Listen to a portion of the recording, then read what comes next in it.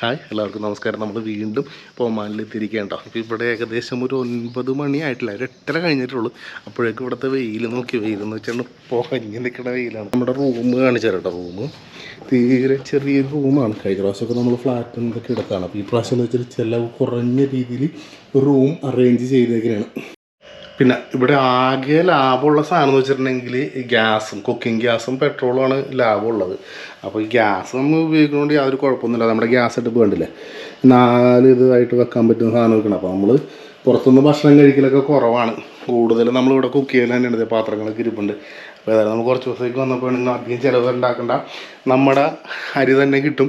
പിന്നെ മറ്റുള്ള അരികളും കിട്ടും കേട്ടോ. അപ്പോൾ ഭക്ഷണമൊന്നും കുഴപ്പമില്ല. മീനുകളൊക്കെ ആണെങ്കിലും നല്ല അടിപൊളി മീനുകളൊക്കെ കിട്ടും. ഫ്രഷ് മീനൊക്കെ രാവിലെ തന്നെ ഇവിടെ അടുത്ത് തന്നെ മാർക്കറ്റ് ഉണ്ട്, അവിടെ ചെന്നാൽ കിട്ടും. അപ്പോൾ ഇവിടെ സ്ഥലമെന്ന് വെച്ചിട്ടുണ്ടെങ്കിൽ നമ്മുടെ ഒമാൻ്റെ മസ്കറ്റ് എയർപോർട്ടിൽ നിന്ന് ഒരു 200 കിലോമീറ്റർ എന്നൊക്കെ നമ്മൾ പറയുമെങ്കിലും ഏകദേശം 2 മണിക്കൂർ കൊണ്ട് നമുക്ക് ഇവിടെ ഓടിയെത്താൻ പറ്റും. അത്രയും ദൂരമുള്ളൂ. അപ്പോൾ അവിടെ നിന്ന് ഉള്ളിലേക്ക് നീങ്ങിയിട്ടുള്ള സ്ഥലമാണ്. അപ്പോൾ ഇവിടെ ഒരുപാട് കാഴ്ചകളൊക്കെ കാണാനുണ്ട്. അതൊക്കെ നമ്മളിവിടെ കാണിച്ചു തരും. ആടുജീവിതത്തിലെ സംഭവമില്ലേ, ആ സംഭവത്തൊക്കെ നമ്മൾ കാണാനായിട്ട് പോകുന്നുണ്ട്. പിന്നെ ഇപ്പോഴും ഇവിടെയൊക്കെ എന്ന് വെച്ചാൽ പഴയ സ്റ്റൈൽ തന്നെയാണ്. വേണ്ട ട്യൂബൊക്കെ നോക്കി, നമ്മുടെ മുമ്പത്തെ ആ ട്യൂബില്ലേ, ആ ട്യൂബൊക്കെ നമ്മളവിടെ നിർത്തി കളഞ്ഞ് ആ ട്യൂബൊക്കെയാണ് ഇവിടെ ഇപ്പോഴും ഉപയോഗിക്കുന്നത്. സ്വിച്ച് ബോർഡിൻ്റെയൊക്കെ പ്രത്യേകം നോക്കി, സ്വിച്ച് ബോർഡൊക്കെ ഒരേ പീസായിട്ട് ഇങ്ങനെ വെച്ചുകൊണ്ടിരിക്കുന്നതാണ്. പിന്നെന്ന് വെച്ചാൽ എല്ലാ ഇതിലും ഡോറൊക്കെ അടിപൊളിയാണ്. പിന്നെ വെള്ളം കുടിക്കാനാണെങ്കിൽ നമ്മൾ കുപ്പിവെള്ളം വാങ്ങിക്കണം കേട്ടോ. വെച്ചാൽ ഇവിടെ ടാപ്പ് വെള്ളം, നല്ല പൈപ്പ് വെള്ളം വരുന്നുണ്ടെങ്കിൽ ആ വെള്ളം ആരും കുടിക്കാറില്ല. ആൾക്കാർ ഇങ്ങനെ കഞ്ഞി വെക്കലും ചായ വെക്കലൊക്കെ ഉണ്ടെങ്കിലും കുടിക്കാനായിട്ട് അത് ഉപയോഗിക്കാറില്ല. എനിക്ക് തോന്നുന്നു ഈ കടൽ വെള്ളം ശുദ്ധീകരിച്ച വെള്ളമുണ്ട്, ചെറിയൊരു ടേസ്റ്റ് വ്യത്യാസമുണ്ട്. ഞാൻ ഇവിടെ ടേസ്റ്റ് ചെയ്ത് നോക്കിയപ്പോൾ വ്യത്യാസമുണ്ട്. അപ്പോൾ ഒന്നില്ലെങ്കിൽ ഇതുപോലത്തെ ബോട്ടിൽ വാങ്ങിക്കും, അല്ലെങ്കിൽ ഫിൽറ്റർ വെച്ചിട്ടുണ്ടെങ്കിൽ കുഴപ്പമില്ല. പക്ഷേ നമ്മുടെ ഈ റൂമിലെന്ന് വെച്ചിട്ടുണ്ടെങ്കിൽ വാട്ടർ പ്യൂരിഫയറോ ഫിൽറ്ററൊന്നും വെച്ചിട്ടില്ല. അപ്പോൾ അതുകൊണ്ട് നമ്മളിപ്പോൾ തൽക്കാലം വെള്ളം പുറത്തുനിന്ന് ഇങ്ങനെ വാങ്ങിക്കണതാണ്. ഇവിടെ കുപ്പിവെള്ളം നിറച്ചിങ്ങനെ വെച്ചേക്കണം കേട്ടോ, കുടിക്കാൻ മാത്രമായിട്ട് ഇങ്ങനെ. മറ്റേ വെള്ളമോ കുഴപ്പമില്ല, നല്ല വെള്ളം ഇവിടെ പക്കയായിട്ട് വരുന്നുണ്ട്. ഈ വെള്ളം പക്ഷേ ഇപ്പോഴെങ്കിലും ആരും കുടിക്കുന്നില്ല. അപ്പോൾ അതുകൊണ്ട് നമ്മളും കുടിക്കണില്ല.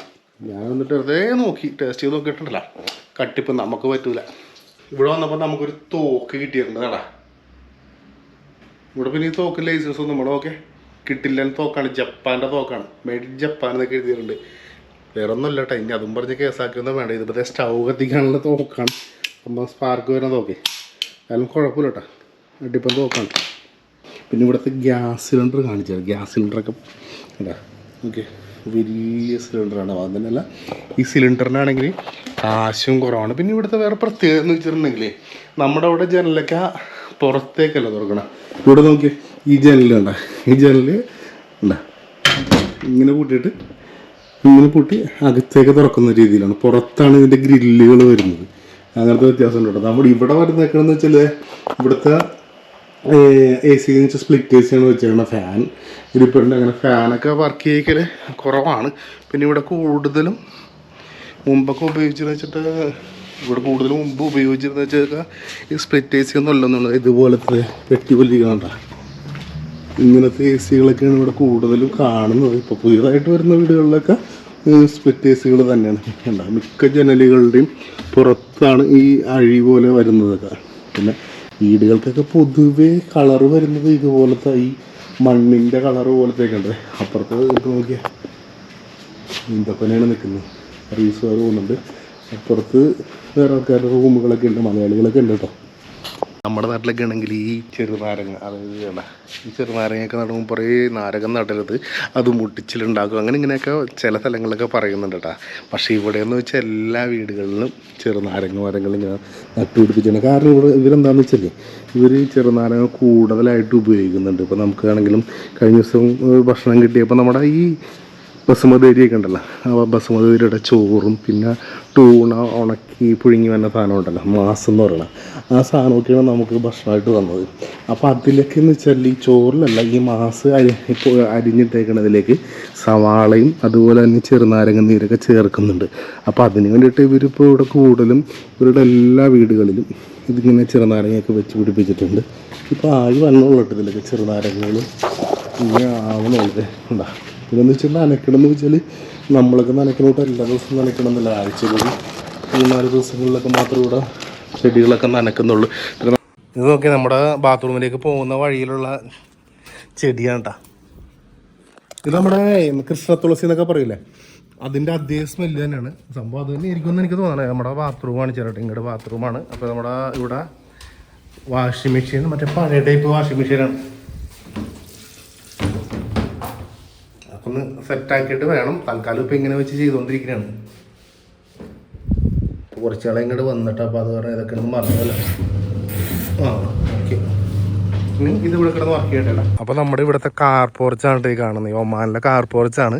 അപ്പോൾ ഈ കാർ പോർച്ച് ഉണ്ടാക്കിയിരിക്കുന്ന സാധനം നോക്കിയാൽ, ഇത് എന്താ പറയുക, നമ്മുടെ ഈന്തപ്പനയുടെ ഓലയാണ്. ഈന്തപ്പനയുടെ ഓല കൊണ്ടാണ് ഈ സാധനം ഷെഡ് പോലെ ഉണ്ടാക്കിയിരിക്കുന്നത്. അതിൻ്റെ ഉള്ളിലാണ് ഇട്ടേക്കുന്നത് കേട്ടോ. മുകളിൽ ഈ ഷീറ്റും ഉണ്ട്. അങ്ങനെ ഉണ്ടാക്കിയിരിക്കണം. അപ്പോൾ ചിലത് മാത്രമേ ഇങ്ങനെ ഇതുപോലെ പോർച്ചൊക്കെ ഉണ്ടാക്കി ഇടണുള്ളൂ. ബാക്കിയുള്ള വണ്ടികളൊക്കെ ഇങ്ങനെ വെറുതെ, എത്ര വില കൂടിയ വണ്ടികളായാലും ഇതുപോലെ ഇങ്ങനെ റോട്ടിൽ ഇങ്ങനെ വെറുതെ ഇട്ടേക്കും. ഇവിടെ വേറെ വിഷയമൊന്നുമില്ല. ഇങ്ങനെ റോട്ടിലേക്ക് കിടന്നാൽ യാതൊരു കുഴപ്പമില്ലാണ്ട് ഇങ്ങനെ കിടന്നോളും. പിന്നെ ചില വീടുകൾക്കൊക്കെ ഉള്ളിൽ ഈ കാർ പോർച്ചുകളൊക്കെ ഉണ്ട്, ഇതുപോലെ ഷെഡുണ്ട്. പക്ഷേ ഭൂരിഭാഗം വണ്ടികളും ഞാൻ നോക്കിയിട്ട് ഇതുപോലെ ഇങ്ങനെ പുറത്താണ് കിടക്കുന്നത്. പിന്നെ വേണ്ട ഇവിടുത്തെ പ്രത്യേകത എന്ന് വെച്ചിട്ടുണ്ടെങ്കിൽ ഇടയ്ക്കിടയ്ക്ക് ഓരോ സ്ഥലങ്ങളിൽ ഇങ്ങനെ വേസ്റ്റ് ഇടാനുള്ള ബിന്നുകളൊക്കെ ഉണ്ടാവുന്നത് വേണ്ട. അത് കറക്റ്റായിട്ട് ഇവർ വേസ്റ്റ് വന്ന് എടുത്തുകൊണ്ട് പോവുകയൊക്കെ ചെയ്യും കേട്ടോ. അങ്ങനെ വേറെ കുഴപ്പങ്ങളൊന്നുമില്ല. പിന്നെ ഈ കാണുന്നത് ഇവിടുത്തെ ഇലക്ട്രിക് പോസ്റ്റാണ്. ഇലക്ട്രിക് പോസ്റ്റ് എന്ന് വെച്ചിട്ടുണ്ടെങ്കിൽ എനിക്ക് തോന്നുന്നത് തേക്കിൻ്റെ മരം പോലെ ഇരിപ്പുണ്ട് കേട്ടോ. തേക്കാണ് എന്തെന്ന് അറിയില്ല. എല്ലാം ഒരേ വണ്ണത്തിലുള്ള മരം തന്നെയാണ് മുകളിലേക്ക് വെക്കണം. പിന്നെ ഇവിടുത്തെ ലൈൻ നോക്കി എല്ലാം നേരെ 1 2 3 4 5 ലൈൻ പോയേക്കണതും അത് മറ്റേ ഇതുപോലെ ഇട്ട ഈ കവറിങ്ങുള്ള കോട്ടിങ്ങുള്ള ഇതാണ് പോയേക്കണത്. അപ്പോൾ അതുകൊണ്ട് ഷോർട്ടാകിയും അങ്ങനെ പ്രശ്നങ്ങളൊന്നുമില്ല. പിന്നെ ഇവിടെ നിന്ന് നേരെ വന്നിട്ട് ഈ പോസ്റ്റിൽ കൂടി വയറിങ്ങനെ താഴേക്ക് വന്നിട്ട് ഈ മതിലിൻ്റെ അവിടെ നിന്നാണ് ഞാൻ കാണിച്ചു തരാം. അങ്ങനെ നടന്ന് കാണിച്ചു തരാം. അവിടെ നിന്നാണ് നമുക്ക് മീറ്റർ വന്നേക്കണത്. നമ്മുടെ കറണ്ടിൻ്റെ നേരെ പോസ്റ്റുമേന്ന് ഇങ്ങോട്ടല്ല വന്ന, ഈ താഴേക്ക് കൂടി ഇങ്ങനെ വന്ന് ഈ സൈഡിൽ കൂടി വന്ന് ഇവിടെയാണ് കറണ്ടിൻ്റെ മീറ്റർ വരുന്നത്. അതുപോലെ തന്നെ വാട്ടർ മീറ്റർ അപ്പുറ സൈഡിലാട്ടെ, ഇവിടെയാണ് വെച്ചേക്കണം. അപ്പോൾ ഇത് താഴെ പോകുമ്പോൾ അടിയിൽ കൂടിയാണ് വരുന്നത്. അപ്പുറത്തൊക്കെ വീടുകൾ വരണുള്ളൂ. തൊട്ടപ്പുറത്ത് വീടിൻ്റെ പണി നടക്കുന്നുണ്ട്. മരങ്ങളൊക്കെ ഇവിടെ വളരെ കുറവാണ് കേട്ടോ. അപ്പുറത്തെ വീട്ടിലൊക്കെ ആര്യവേപ്പ് മരമൊക്കെ ഉണ്ട്. പിന്നെ വീടിൻ്റെ പെയിൻറ്റിൻ്റെ കളറൊക്കെ എന്ന് വെച്ചിട്ടുണ്ടെങ്കിൽ ഇത്രയും കളറൊക്കെ ഉണ്ടാവുള്ളൂ. നമ്മുടെ അവിടുത്തെ പോലെ ഭയങ്കര കളർഫുള്ളായിട്ടുള്ള സംഭവങ്ങളൊന്നുമില്ല. ഇതാണ് നമ്മുടെ വീടിൻ്റെ ഇടയിൽ കൂടിയുള്ള വഴി കേട്ടോ. അവിടെ എന്തോ സംഭവങ്ങളൊക്കെ കാണുന്നുണ്ട്. അപ്പോൾ എന്താണെന്ന് പോയി നോക്കാമെന്ന് ഞാൻ 2-3 ദിവസം കൊണ്ട് ആലോചിക്കുന്നത്. അപ്പോൾ ഈ കാണുന്നത് ഇവിടുത്തെ ആര്യവേപ്പിൻ്റെ മരമാണ്. ഈ ആര്യവേപ്പിൻ്റെ മരം ഇവിടെ ഒരുപാടുണ്ട് കേട്ടോ. നമുക്ക് അവിടം വരെ ഒന്ന് ചെന്ന് നോക്കാം. അവിടെ കുറേ കൂടുകൾ പോലെ കാണുന്നുണ്ട്. അടുത്ത് ചെന്നാൽ എന്താണെന്ന് വ്യക്തമായിട്ട് മനസ്സിലാവുള്ളൂ. ഫ്രണ്ട്സ്, ഇത് ശരിക്കും പറഞ്ഞാണ്ടല്ലോ ആടും കൂട് തന്നെ ഉണ്ട്. ആട്ടുംകാട്ടൊക്കെ കൂടെ കിടപ്പുണ്ട്. ഒരുപാട് ആടും കൂടുകൾ ഇവിടെ ഉണ്ട്. ആടിൻ്റെ സ്മെല്ലൊക്കെ വരുന്നുണ്ട്. പക്ഷെ ഒന്നിലും ആടിനൊന്നും കാണുന്നില്ല. നമ്മളപ്പോൾ നേരിട്ട് ഇവിടുത്തെ ഈ ഗ്രാമങ്ങളിൽ എങ്ങനെയാണ് സംഭവങ്ങളെന്ന് കാണാൻ വേണ്ടിയിട്ടാണ് ഇങ്ങോട്ട് കയറി വന്നത്. ഒരു കൂട്ടിൽ പോലും ഒരാടിനെ കാണുന്നില്ല. അപ്പോൾ വീണ്ടും മറ്റൊരു നല്ല വീഡിയോ കാണുന്നവരെ ബായ്.